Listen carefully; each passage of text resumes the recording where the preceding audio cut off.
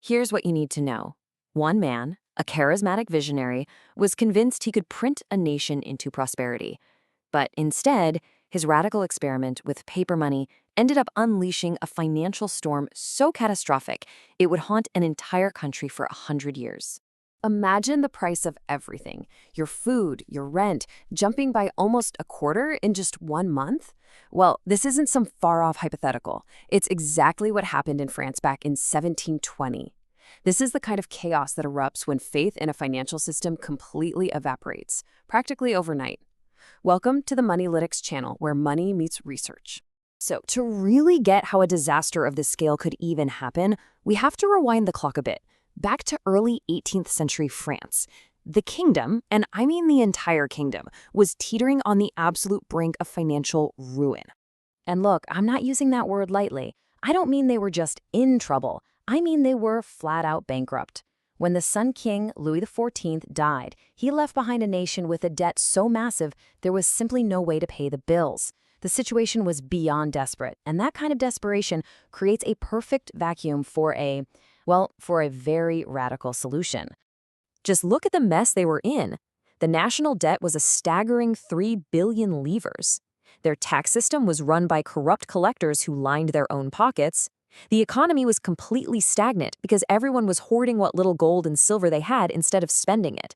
And to top it all off, France's borrowing costs were double what their rivals like Britain were paying. The entire French economy was basically in a straitjacket. And right into this absolute crisis walks this charismatic outsider with an idea so electrifying, so new, it felt like a miracle. His name was John Law, and his vision of a modern financial system would completely captivate the desperate French government.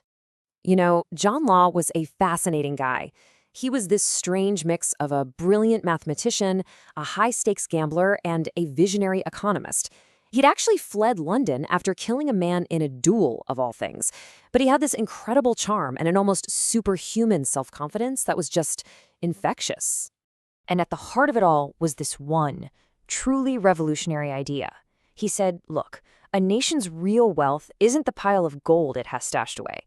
It's the ability of its people to trade and do business. Gold and silver coins are scarce, they're rigid. The real key, he argued, was to create an elastic currency, paper money that could expand and contract to meet the real needs of the economy. So let's break that down. The old system was all based on species, physical gold and silver. That meant the money supply was fixed, which encouraged people to hoard it, and that just choked the economy. Law system was totally different. It was based on credit, on paper notes. The supply could be flexible, it could grow, and that would get money moving again, stimulating trade. It was a vision of modern finance, but he was thinking it up centuries before its time. Okay, so Law gets the green light, and he puts his theory into practice with something called the Mississippi Company. This one venture would go on to ignite one of the wildest, most insane speculative manias in all of human history. So here's the deal. The company was given a total monopoly over France's absolutely colossal Louisiana territory in North America. And Law, being the master salesman he was, crafted this incredible story of a new world just overflowing with gold, silver, and untold riches.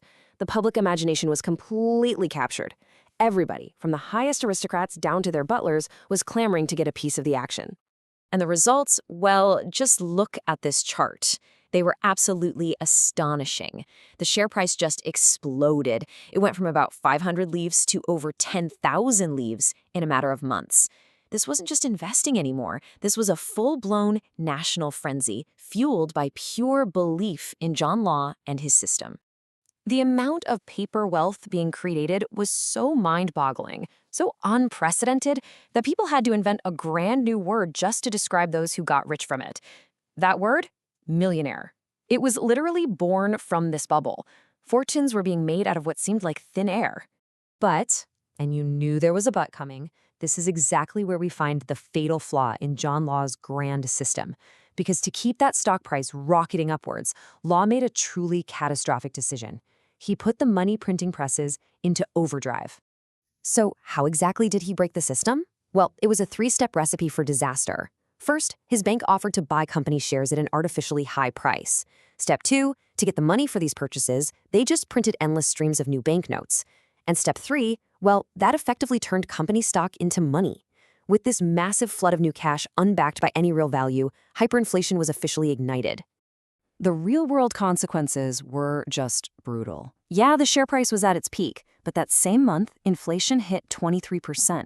Food prices shot up by as much as 60%. All that paper wealth was a complete illusion, but for ordinary people, the soaring cost of a loaf of bread was painfully real. The breaking point finally came in May of 1720. With one single, fatal miscalculation, the entire glittering house of cards came crashing down, and it all happened in a matter of days. On May 21st, Law issued a royal decree. The plan was to gradually, gently, reduce the value of both the banknotes and the company shares. He was trying for a controlled deflation, a soft landing, but the public saw it as a stunning admission that the value was all fake. Confidence didn't just waver, it shattered, instantly. And that triggered a panicked run on the bank. In Paris, the dream of easy riches turned into an absolute nightmare. The streets were just clogged with frantic investors, all of them desperately trying to trade their now worthless paper back into real gold and silver. But there wasn't any. The system had completely and utterly collapsed. And the sheer scale of the wealth destruction, it was total. The share price plummeted from its high of over 10,000 livres all the way back down to 500, right back where it started. An entire nation's paper wealth had just vanished. You see, the collapse didn't just wipe out people's savings. It left a deep, permanent scar on the French psyche. It would go on to shape the country's economic and political future for generations. So let's talk about the long-term damage, because this is the crucial takeaway. John Law himself fled France in disgrace and died a poor man. But the real victim was France. The country developed this deep, profound distrust of paper money, of banks, of any modern financial ideas, really. And it stunted their economic growth for almost 100 years. And most importantly, remember that massive government debt that Law was supposed to fix? Well, it never went away. It just kept festering until it finally helped spark the French Revolution in 1789. And it all leaves us with this fundamental question that really echoes through financial history, doesn't it? Can confidence, that invisible, fragile bedrock of any monetary system, ever be truly restored once it's been completely and utterly broken? If you found this research valuable, please like the video, subscribe to MoniLytics, and check out the affiliate links in the description to support the channel. And stay tuned for our next deep dive, where we'll be shifting our focus to the scam so big, even Isaac Newton lost everything.